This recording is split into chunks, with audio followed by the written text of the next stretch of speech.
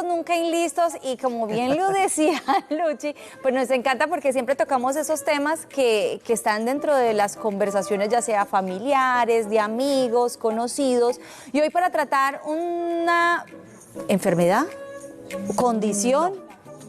Por eso entonces empecemos a aprender acerca del tema. Vamos a hablar del autismo, una condición que seguramente poco sabemos, que a veces está mal diagnosticada porque un profesor dice, ay, no debe tener autismo, o porque la familia dice, ¿será que tiene autismo? Más allá de entender de qué se trata, cómo funciona, qué pasa con los niños que tienen autismo, cómo darle manejo a esto y sobre todo conocimiento, ya está con nosotros una educadora especializada en neurodesarrollo, Lina Arias, a quien le damos la bienvenida de entrada a las 3. Gracias. Así que, Lina, un placer y bueno, qué rico aprender muchas cosas y comenzar con eso.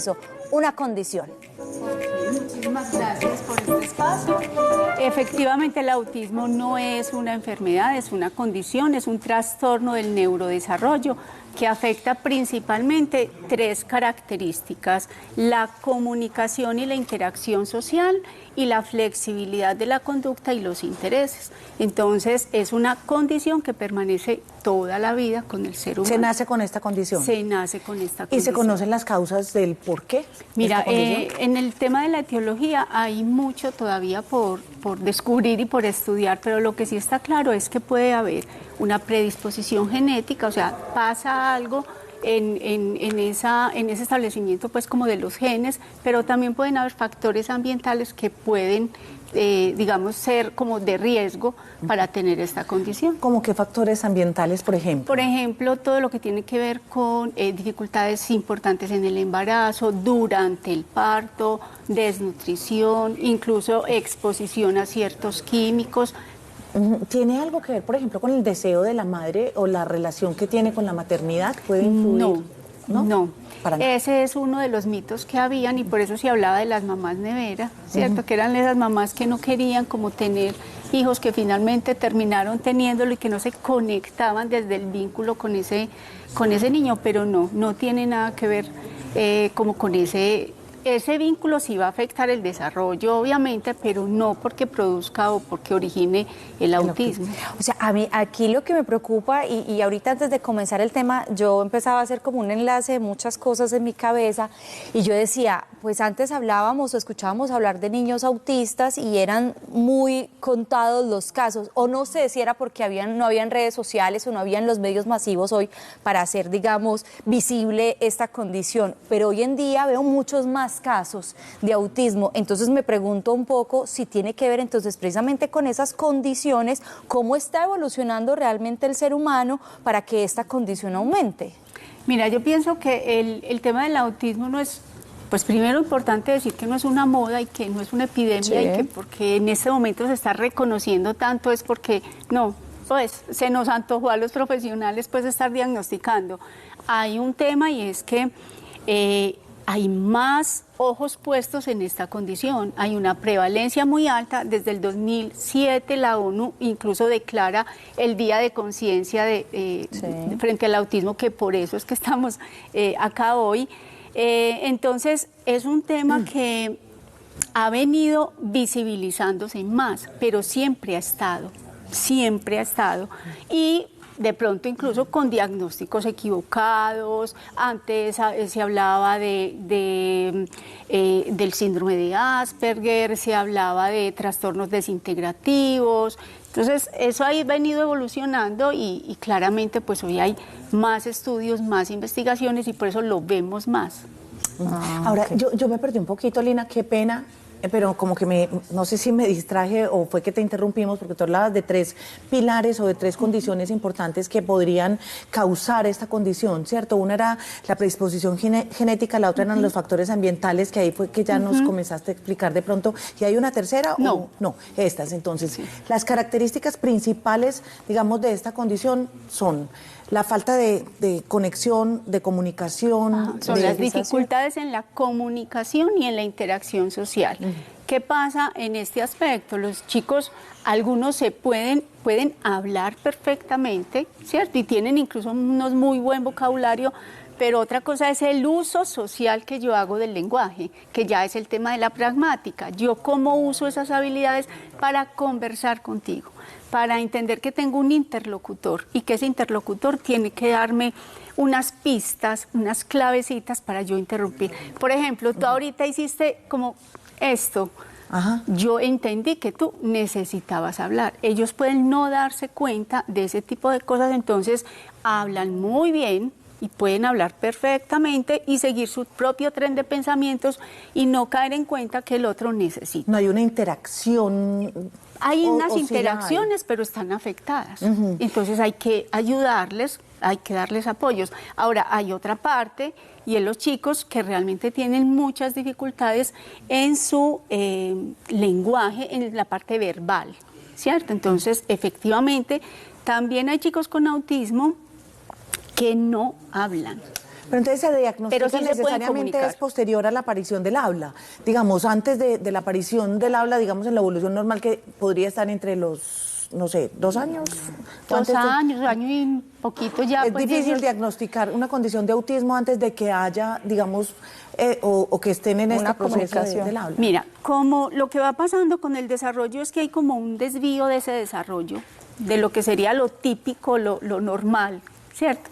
Entonces, a los 18 meses, perfectamente yo ya puedo ver unos signos de alarma que me pueden decir, ve, aquí está pasando algo. Ese niño que no tiene la sonrisa social, todavía no habla, probablemente, no habla mucho, tal vez dirá una palabrita, mamá, papá, tete, pero no me está devolviendo esa sonrisa social. Es el niño que yo le estoy mostrando algo y él no va a ese lugar, a eso que yo le estoy mostrando, o no va allá y regresa la persona, o quiere mostrar algo y no es capaz de hacerlo. Entonces, aunque no haya lenguaje, hay una serie de signos de alarma que se pueden ver. ¿Qué pasa? Claramente puede ser más difícil diagnosticar un bebé, pues un niño de 18 meses, pero sí se puede. Y de hecho hablamos pues de la importancia de la intervención temprana. Si de la se detección. diagnostica lo más pronto posible, ¿habrá una mejoría o una cura para el autismo? Una cura no, porque ya sabemos que no es una enfermedad, pero hay un pronóstico muy bueno en el desarrollo. Entonces los niños pueden ir logrando ese desarrollo, digamos, dentro de lo esperado o sin que haya una brecha pues muy grande, y pueden llegar a tener una calidad de vida, una participación, inclusión en todos los entornos de una manera muy buena y llegar pues a ser adultos muy digamos, responsables, juiciosos, funcionales, productivos. trabajadores, productivos, o sea, se puede llegar a tener una vida. Mencionábamos como, por ejemplo, el tema de las mamás neveras era uno de los mitos que hay frente a esta condición, porque cuando hay desconocimiento, pues empiezan los mitos a pulular. Y uno de ellos posiblemente, que no sé si sea verdadero o falso, es el tema de que las personas con condición de autismo tienen mentes brillantes y tienen capacidades, por ejemplo, de retener imágenes y reproducirlas de una manera absolutamente fiel, o de aprenderse un directorio telefónico de principio a fin. ¿Qué tan cierto es que las personas con autismo tienen esas capacidades excepcionales? Algunas personas del espectro del autismo tienen unas capacidades muy buenas y efectivamente algunos tienen una memoria prodigiosa, ¿cierto?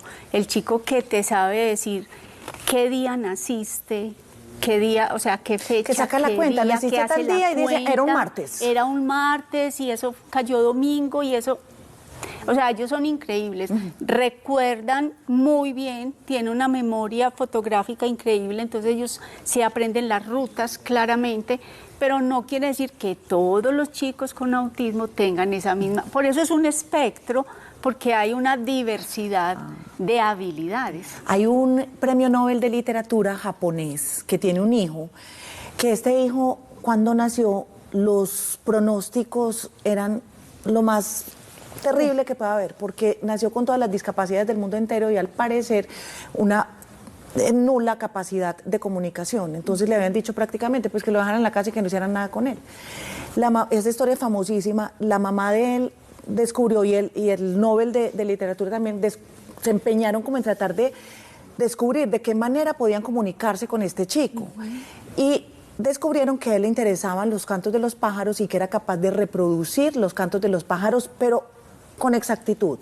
Muéranse. Si ustedes lo buscan en YouTube, es uno de los directores musicales más importantes de los últimos tiempos. O sea, dirige y ha hecho unas composiciones musicales a base precisamente como de esa capacidad que él tiene. Eso se trata de un autismo, por ejemplo, un caso así Pues podría ser. uno no sabríamos decir si eso no es, pero sí pueden haber chicos con autismo con ese tipo de talentos. Lo que no podemos pensar es que todos los que tienen autismo tienen ese tipo de talentos excepcionales. A lo que yo iba es que cuando se diagnostica, o a lo que quería ir, lo que pasa es que me fui por las ramas, es que cuando se hace un diagnóstico certero, a tiempo, y se hace una intervención adecuada, digamos que se puede desarrollar de mejor manera, incluir en la vida académica, laboral también a los jóvenes o a los niños en esta condición. Total, total.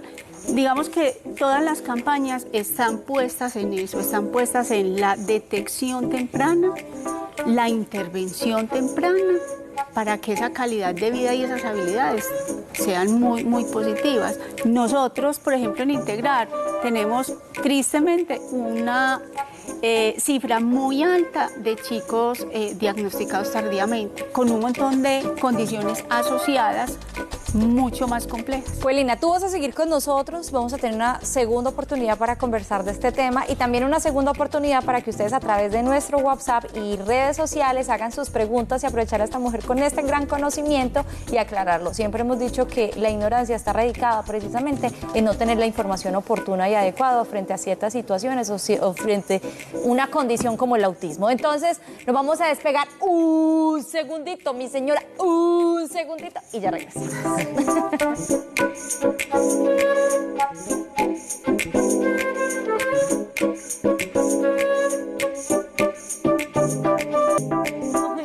Bueno, continuamos. El autismo es nuestro tema central del día de hoy y nuestra invitada Lina Arias continúa con nosotros. Agradecemos la paciencia, de verdad, de acompañarnos. Nos quedamos con temas muy, muy interesantes y sobre todo conociendo mucho acerca de esta condición. Ahora sería bueno hablar de quién es el profesional idóneo para hacer un diagnóstico, cómo se realiza el diagnóstico el autismo y una vez que se determine cuáles son los pasos a seguir. Okay. Miren, lo primero, pues quien realiza el diagnóstico, en lo posible, pues debe ser una persona con experiencia en este tipo de diagnósticos, porque no hay unos marcadores biológicos que nos digan, pues no te hacen un examen de sangre y te dicen, ay, tenés autismo. Es un diagnóstico que es muy clínico, por lo tanto, se tiene que tener una formación y una experiencia, digamos, muy específica frente a eso. Entonces, ¿quiénes son las personas ideales para hacer este diagnóstico? Estamos hablando de psicólogos, estamos hablando de médicos, estamos hablando de educadores especiales, fonoaudiólogos que puedan, a través de un equipo, en lo posible un equipo transdisciplinario, puedan participar de este proceso de evaluación. Una vez esté el diagnóstico ya claro, pues lo ideal es inmediatamente hacer una intervención que esté basada, digamos, en el protocolo que el Ministerio acá en Colombia tiene para el trastorno del espectro del autismo. Este tratamiento tiene que tener como unas características muy especiales. Lo primero es que debe ser basado en conocimientos científicos, metodologías con evidencia de que son efectivas, todo lo que es el entrenamiento conductual, todo lo que tiene que ver con TEACH, que es como la metodología que nos permite organizar espacios estructurados, que los chicos puedan tener claridad de qué se espera de ellos. Para ellos es muy importante el orden que les diga qué va a pasar en este lugar, en esta situación. Y otro aspecto muy importante de la intervención es el entrenamiento a los papás. Porque los papás, pues primero son los gestores de la crianza, son las personas que van a estar todo el tiempo con ellos y tienen que aprender a entender qué es lo que pasa con el autismo. Cuando yo aprendo, soy capaz de hacer. No, y hasta también hacer un duelo. Claro. No, porque pues yo creo que cuando uno o sea, está en embarazo y está preparado para que llegue esa vida al mundo, pues como que uno dice como papá, listo, espero que llegue un niño con todas sus facultades, ¿cierto? O sea, y llega luego este diagnóstico y uno dice, no me lo esperaba, ¿por qué? Entonces ya llegan las culpas, ¿será que algo nuestra genética hizo mal? Entonces empiezan un montón de cuestionamientos como padres. Me imagino que ese proceso de hacer el duelo, acompañarlos, no solamente es entender la condición, sino también entender cuál es mi rol dentro de esta situación. En estos días tocábamos un tema súper interesante, precisamente conociendo el síndrome de Down, y entendíamos que la principal barrera comienza en el hogar. Claro. Precisamente en ese proceso de que nada les pase, que la sociedad no los toque, no los permee, entonces terminamos creando un círculo para ese niño en donde tampoco le permitimos explorar ni avanzar en su proceso. Así es. Entonces fíjate que dices algo muy importante. La primera parte de esta intervención tiene que ir muy centrada en los ajustes que tienen que hacer los papás frente a este diagnóstico. Claramente hay que entender que este es el hijo que tengo, ¿cierto? Y que tiene unos retos seguramente distintos, pero que igual si ellos tienen las herramientas van a ser capaces de acompañarlo y trabajar en ese ajuste personal, ¿cierto? ¿Qué tengo que hacer yo para ajustar y entender que yo no soy culpable de que mi hijo tenga esta condición, pero que soy responsable de hacer todo para que ese chico o esa chica puedan estar muy bien? Entonces, esa es una parte fundamental de la intervención cuando se hace el diagnóstico. Y para estar muy bien, entonces, son niños que tienen un grado de escolaridad igual a cualquier otro niño o cualquier otro joven, necesitan una educación, una fundación o un lugar, una institución diferente a la tradicional, a la promedio. Mira, como es un espectro, entonces tenemos chicos que necesitan apoyos notables y apoyos muy notables. Quienes están ubicados en estos dos, digamos, primeros niveles que son apoyos y apoyos notables, son chicos que perfectamente pueden estar incluidos en el colegio regular.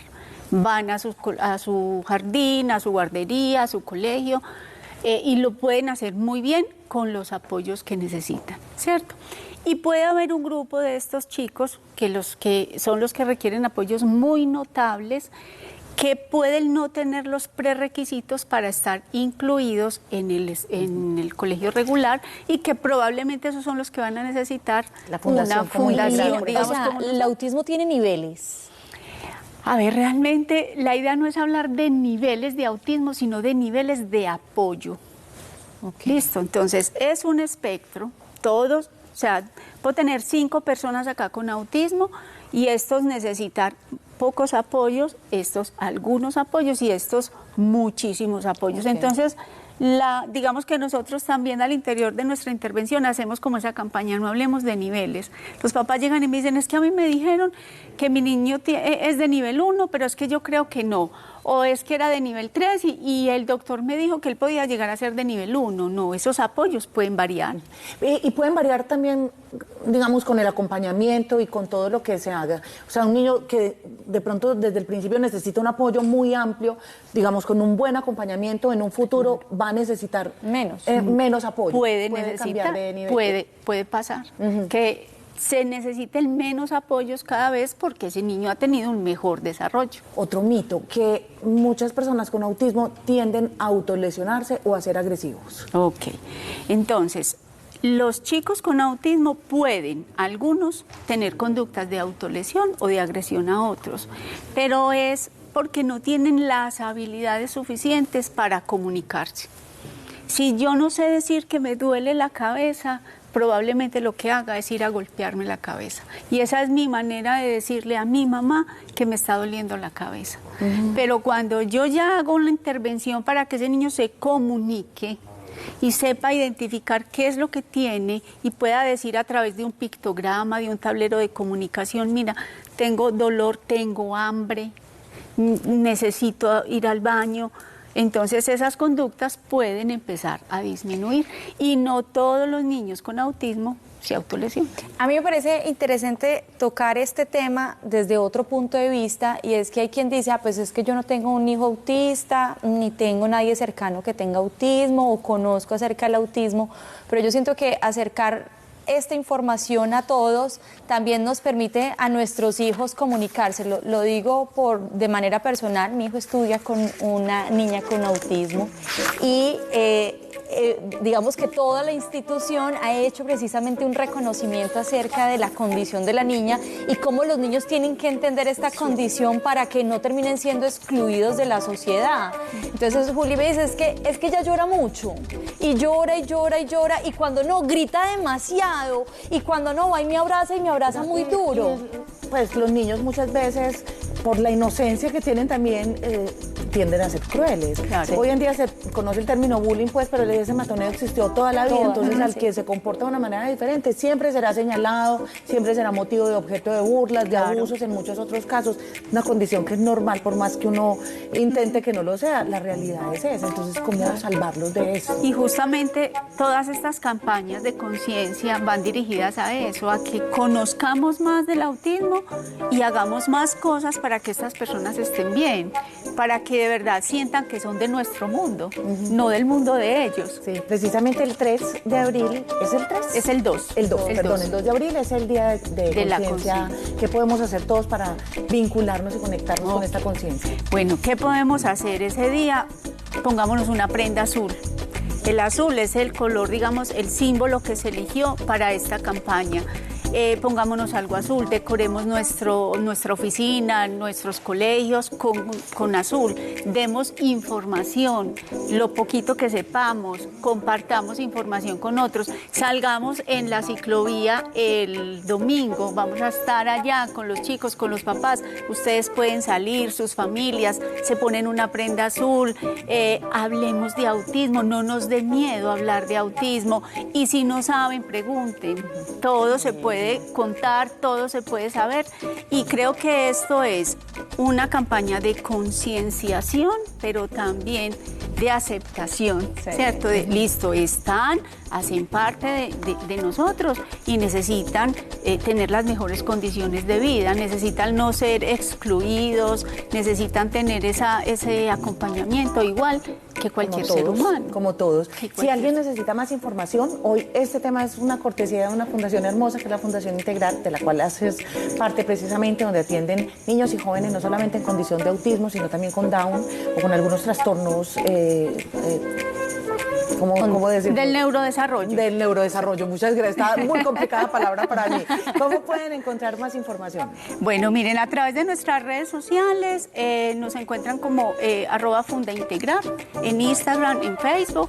Se pueden acercar a la fundación, pueden llamar a la fundación al 265-7517, estar muy atentos a toda la información que desde ya hace unos días hemos venido publicando y yo creo que quien llegue a la fundación y toque la puerta pues será escuchado. No siempre vamos a tener cupo para todo el mundo porque no podemos, no nos da la capacidad, pero nadie se va sin recibir una orientación. Sí, o sea, nadie se va sin recibir una orientación de qué puede hacer o a dónde o a qué otra institución puede ir o a qué profesional puede ir. Gracias por estar con nosotros. No, muchas gracias a ustedes. Muy bien. Me encanta, ¿sabes? ¿Qué tema? ¿Sí o no?